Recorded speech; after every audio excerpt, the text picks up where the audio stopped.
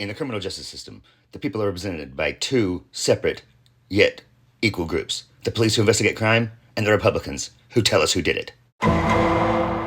President Trump said that his efforts to fight crime in Washington, D.C. have been effective and families can now, quote, walk right down the middle of the street. Wow. He managed to get rid of the crime and the cars?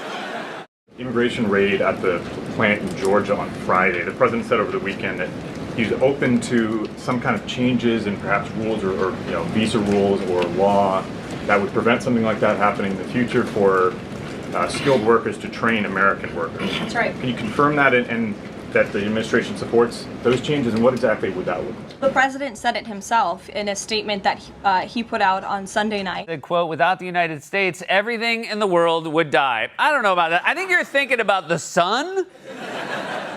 Where he is very grateful for foreign companies from around the world and the investments that they are making right here in the United States of America. You know, it's really important. It really helps if you like this and share the video. It's a really big thing, apparently. I don't really do any of this stuff properly, but I would like to send out more videos. He understands that these companies want to bring their highly skilled and trained workers with them, especially when they're creating very niche products like chips, or in this case, in Georgia, like batteries. The legend of a pale wraith who haunts the soul of an entire nation. A vampiric fiend with an insatiable urge to suck. America is for Americans and Americans only. This has nothing to do with immigration. New rules for H-1B visas, including that most would now require a $100,000 fee, made headlines. But few pointed out that, as usual, it played fast and loose with the rules that govern the process, which require a prior period of public notice and comment, invoking national security to levy the fee. The Trump administration has been following this pattern from the start. One of its early actions was to fire more than a dozen inspectors general, disregarding the law that required specific reasons for each one's firing and public notice. But the president also expects these foreign companies to hire American workers, and for these foreign workers and American workers to work together to train and to teach one another. And so he expects these foreign companies to hire American labor. We want Americans to have these jobs. Americans need these jobs. But he also understands the need for these companies to bring over their workers who already have these skills. And I know that the Department of Homeland Security and the Department of Commerce are working on this matter together. I would defer you to them for any further action on this front. It has nothing to do with ICE messing up. Hyundai. The raid in Georgia. Yeah. I mean, is the administration in touch with the Korean government right now? What's sort of the update there? And then also, I mean, how much is the administration doing to work with South Korea on those permits, and then for other companies? I appreciate the question, but I'm not in the loop on that case. Not sex. I can just tell you, I'm not in the loop on that one. No, I'm border czar. I'm doing a lot. I'm not familiar with that case, but I will say this. I said from day one, Oscar, we're going to increase worksite enforcement operations. It's a crime to enter this country legally, and it's also a crime to knowingly hire an illegal alien. if that hasn't got Oscar written all over it, I'll eat my invitation to the award ceremony. The administration seems to be ignoring and flouting laws and rules purposefully so as to erode the checks on its authority. It could have pushed Congress to pass legislation raising tariffs to whatever level Trump wanted. The Republican majorities there have denied him practically nothing. Similarly, it could have asked Congress to shut down USAID, since foreign aid has rarely been very popular.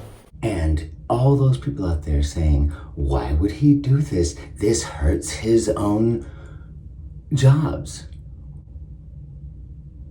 You're missing the point. Instead, President Trump took unilateral executive action. The administration is deliberately refusing to play by the rules in ways that look to most observers like usurpations of authority and accumulation of power. Some are deeply troubled by this, others brush it off. But the question I want to ask is why? Why has America's vaunted system of checks and balances proved so weak? To the point on Hyundai, so is the Korea trade deal in jeopardy now? Missing the point. Well, the Koreans didn't sign when the president was in, right? The president came in, you remember that? He came to the White House. Notice how we didn't talk about trade? Because he didn't sign the piece of paper.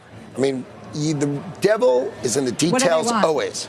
Well, I think they saw the Japanese now, so there's no flexibility, right? The Japanese signed the contract. The Koreans either accept that deal or pay the tariffs. black and white. Pay the tariffs or accept the deal.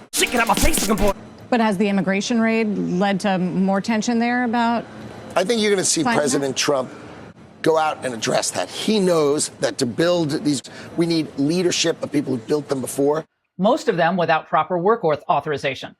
But rather than being contrite and apologetic that one of its largest companies and its associated battery-making plant violated U.S. immigration rules, the South Korean government expressed its outrage. Among the Western democracies, America today stands out. Amid the widespread rise of populism, discontent with various establishments, and angry political rhetoric, the U.S. appears to have moved further than any other down the path of illiberal democracy, where constitutionalism and the rule of law are being steadily undermined. Hungary is the obvious other example, but Hungary is a very young and fragile democracy, scarred by decades of communism. The United States is the oldest constitutional republic in the world. And yet Sweden's V-Dem Institute has described the erosion of American democracy as unprecedented in scale. Yeah. South Korean foreign minister said how concerned he was that their workers would be treated this way. Under aftermath after the fact. Yeah, I bet you do. How could I not blow? Yeah, you too. Just chatting back there. And why are the Democrats all of a sudden caring about this? It's because they are desperately trying to concoct a hoax to smear the President of the United States.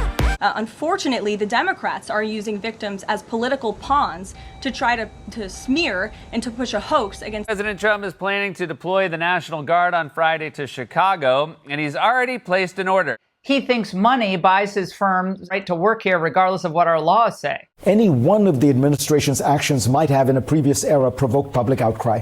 But today we routinely see regulatory threats and lawsuits against media companies, threats to deny law firms government business or access to federal buildings, the use of the Justice Department to target political opponents, and the use of military forces within the United States. We have seen this time and time again. Ro Khanna and all of these other Democrats' leadership, we have done more than any president to protect crime, especially disgusting, heinous sexual crimes of illegal aliens who are perpetrating these crimes against innocent victims in our country right now today, and that remains a top priority for this administration. Does the president, will he meet with the victims? On the Doha strikes, did the president speak with...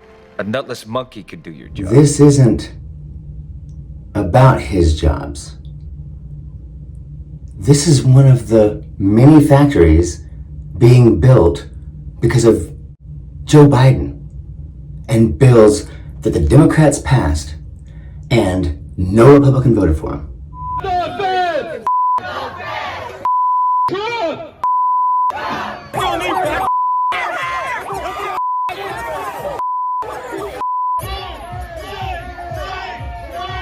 So we're going to have a couple hundred National Guard members standing around one building. And that's what it's going to end up being. Or you'll have scenes like we had from Chicago.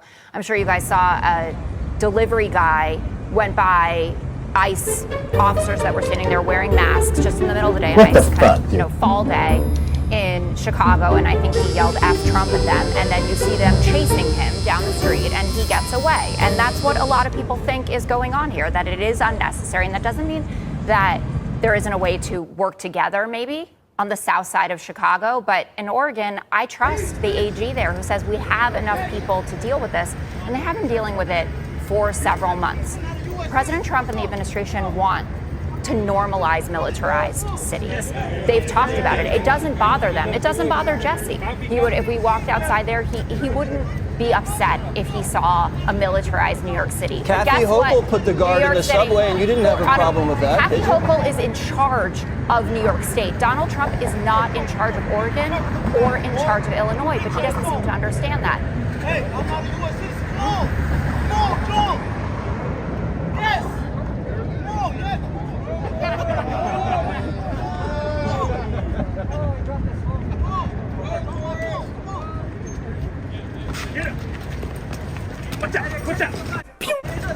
Outside a facility in Portland, Oregon over the weekend as President Trump vows to use, quote, full force if necessary, sending in 200 members of the National Guard to help quell that violence. And that ICE facility in question has been the scene of nightly protests for several months. and that's plagued local residents there. However, Oregon doesn't want the help